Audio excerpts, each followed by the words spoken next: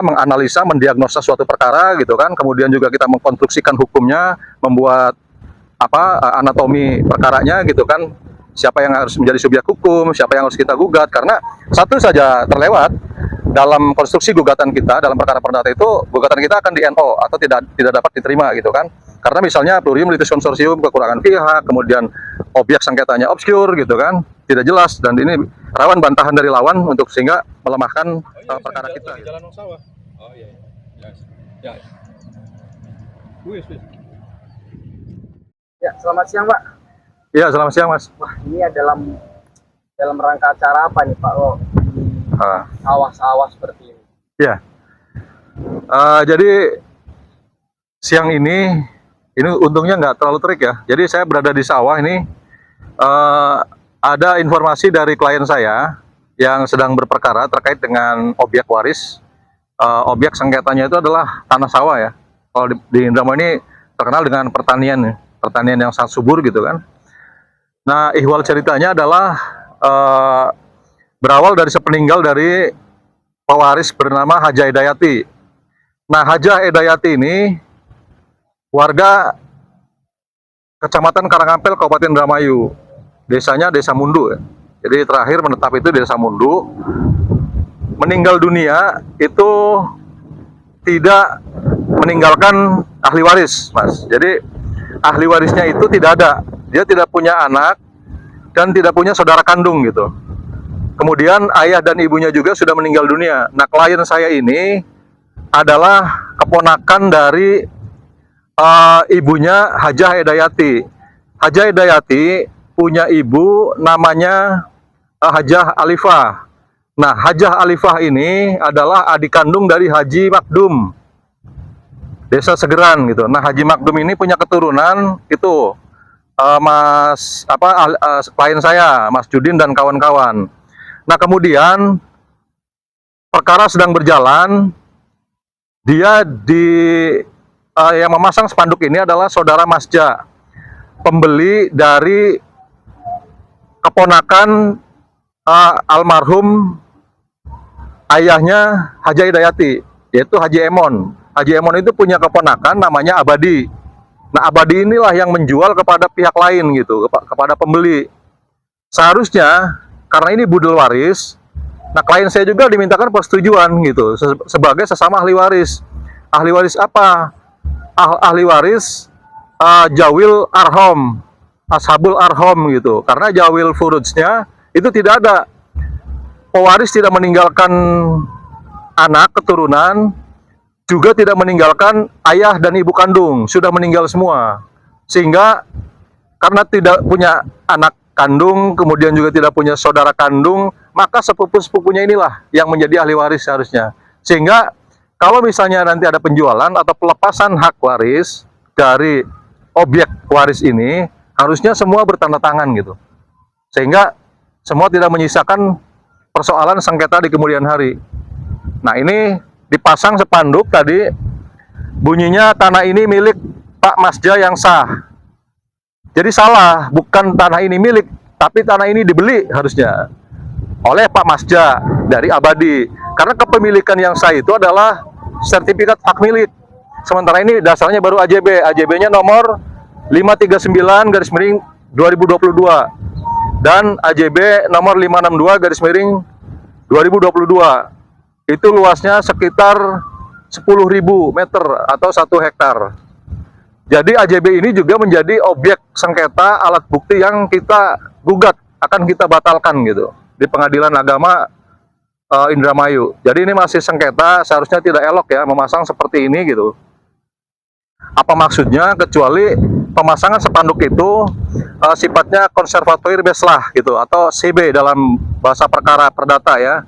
Jadi sita jaminan, dan itu harus resmi dilakukan oleh jurusita pengadilan di mana perkara ini diperiksa dan diadili gitu. Kalau misalnya pengadilan agama ya pengadilan agama. Jadi tidak benar kalau misalnya orang yang baru membeli, padahal dari penjual yang juga dipermasalahkan legal standingnya, ahli waris yang tidak menyisakan persoalan dengan ahli waris yang lain, itu juga belum tepat rasanya seperti ini. Sehingga kita cabut Oke. untuk tetap pada kondisi semula gitu. Gitu, Mas Langkah-langkah Ladusing. langkah-langkah hukum apa yang mungkin yang akan Bapak ambil untuk klien Bapak? Jadi karena kemarin saya temukan ada surat keterangan ahli waris yang terbit dari kecamatan yang tidak sempurna gitu. Yang saya duga ini ada penyelundupan hukum gitu, memasukkan keterangan tidak melibatkan ahli waris yang lain, maka hal ini juga saya adukan sebagai penipuan gitu. Pemalsuan keterangan terhadap fakta otentik yang menimbulkan hak atau meniadakan hak orang lain. Nah, terkait dengan objek sengketanya, keperdataannya ini kita masih bergulir di Pengadilan Agama Indramayu, masih berperkara gitu. Jadi nanti sabarlah gitu kan, menunggu keputusan hukum yang inkrah gitu, yang sudah bisa diterima oleh semua pihak dan sudah diuji kebenaran baik formil materialnya gitu. Saya rasa itu, Mas Ladusing. Oke Pak, siap. Ya. Ya. Makasih Pak ya. Ya, naskah ya, bagi seorang advokat nggak cuma menyidangkan perkara pembunuhan Pak Oman, tapi juga siang hari di lahan sawah yang becek. Jadi dalam rangka membela klien, menegakkan hukum, berusaha berjuang menyajikan keadilan gitu terhadap harta benda peninggalan dari almarhumah yang sudah meninggal dunia. Semangat Mas Ladusing. Ya, Pak. Berarti selain kasus di Pauman itu ternyata Bapak juga menangani kasus yang banyak sekali ya berarti ya. Ya, banyak Mas. Jadi ini salah satu sengketa waris ya. Ada lagi sengketa perbuatan melawan hukum, yaitu sengketa hak atas tanah juga. Kemudian sengketa pemilihan kepala desa yang masih berproses di Peradilan Tata Usaha Negara Bandung. Jadi banyak sekali. Saya memang dikenal sebagai pengacara sengketa tanah ya, di Indramayu. Jadi banyak yang sudah saya kerjakan gitu. Jadi banyaknya sengketa tanah yang dipersoalkan oleh subjek hukum yang lain atau pihak yang merasa dirugikan gitu. Biasanya apa sih Pak kesulitan yang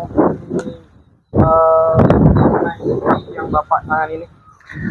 Baik, jadi kadang-kadang kesulitannya itu orang tani ya, orang yang tinggal di pedesaan itu kan mereka kurang tertib administrasi dalam mengadministrasikan wujud atau bukti kepemilikan atas tanah gitu. Jadi kadang-kadang selagi hidup dia mengumpulkan banyak harta, tapi tidak mendatanya gitu. Kemudian setelah meninggal dunia, kadang-kadang kita menggali sendiri Mas, pengumpulan alat bukti gitu kan, sehingga bukti harta itu bisa terdokumentasi dengan baik gitu. Jadi kadang-kadang masih petok deh gitu kan, masih buku kikitir gitu. Alas haknya kadang-kadang mereka terbatas. Jadi alas hak inilah yang sangat fundamental ya bagi gugatan suatu perkara perdata gitu. Maka kadang-kadang tugas advokat seperti saya ini menelusuri jejak kepemilikan sehingga tumbuh hak dia gitu kan, timbul hak dia untuk melakukan gugatan ketika tanahnya dikuasai oleh orang lain. Nah ini bagian dari pekerjaan di awal penanganan suatu perkara bagi advokat yang memang menyukai dan sangat senang gitu dalam mengungkap persoalan-persoalan pertanahan gitu. Seperti saya memang menikmati sekali, walaupun kadang kita terjun ke sawah, kemana gitu kan, berhadapan dengan orang-orang, tapi inilah justru kebahagiaan, bisa menjelaskan atau mendudukan hak orang yang kadang-kadang akibat kelalaiannya gitu, mereka hilang dan akhirnya kembali lagi. Gitu. Pak, Bapak kan mungkin kebanyakan yang orang lihat nih ya, yang orang lihat Bapak tuh sering menangani kasus pidana ya. Ya. Nah, ini menarik lagi nih, mungkin tidak banyak orang yang tahu Bapak juga menangani kasus di perdata. Ya. Nah, kalau menurut Bapak sendiri nih, lebih sulit mana menangani kasus yang pidana atau perdata, Pak? Jadi kalau dari sisi kesulitan, saya lebih merasakan dinamika kesulitannya itu di perdata, Mas. Karena perdata itu menyangkut data gitu, data-data formil gitu kan, data-data yang harus dilengkapi. Ya tadi itu dinamikanya kadang-kadang orang merasa memiliki hak dan memang betul memiliki hak, tapi data alas haknya kadang-kadang bisa saja lemah atau tidak ada gitu. Nah, di situ kita harus menggali beberapa keterangan orang, kadang-kadang sudah berpuluh-puluh tahun gitu kan, sudah saksi-saksi juga sudah lupa gitu kan karena faktor usia dan sebagainya gitu. Kemudian juga kita karena kalau dalam perkara perdata itu murni pure itu advokat yang berpikir dari A sampai Z gitu.